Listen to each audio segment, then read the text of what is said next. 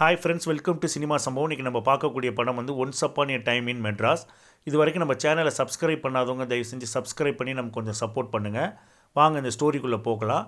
இந்த படம் வந்து ஒரு 4 ஸ்டோரியை லிங்க்டு ஸ்டோரியாக வருது. படத்தோட ஆரம்பத்தில் வந்து ஒருத்தர் வந்து ஒரு கொலை பண்ணுறாரு. கொலை பண்ணிவிட்டு அதோட துப்பாக்கியை என்ன பண்ணுறாருன்னா தூக்கி கூவத்தில் எரிஞ்சிடுறாரு. இந்த துப்பாக்கி வந்து 4 பேர்கிட்ட ட்ராவல் ஆகுது. இந்த 4 பேரால் இந்த துப்பாக்கி எத்தனை கொலையை பண்ணுச்சு அப்படிங்கிறத வந்து மீதி கதையாக கொண்டு போயிருக்கிறாங்க. ஃபஸ்ட்டு இதில் வர்றது வந்து நம்ம அபிராமி கேரக்டரு. அவங்க வந்து ஒரு துப்புரவு தொழிலாளியாக நடிச்சிருக்கிறாங்க இந்த படத்தில்.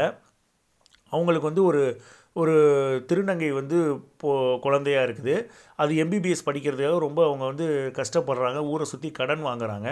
ஸோ அந்த கடனில் மாட்டிக்கிட்டு அவங்க அதுலேருந்து வெளியில் வந்தாங்களா இல்லையாங்கிறத வந்து ஒரு ஸ்டோரியாக கொண்டு போகிறாங்க.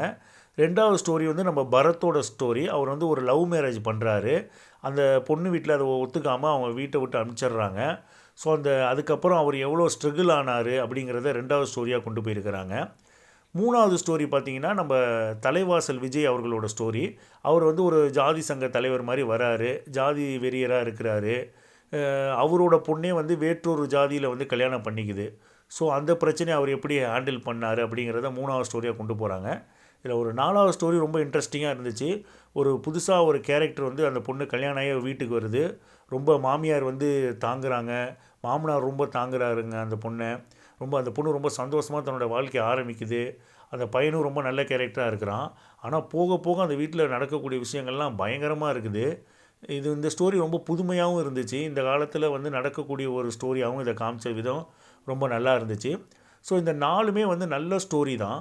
பட் ஆனால் இது திரைக்கதை தான் ரொம்ப புவராக இருக்குது. படத்தோட திரைக்கதையில் கொஞ்சம் உயிரோட்டம் இல்லாதனால நமக்கு கொஞ்சம் படம் வந்து ஒரு இன்ட்ரெஸ்ட் இல்லாத மாதிரி போயிட்டுருக்கு.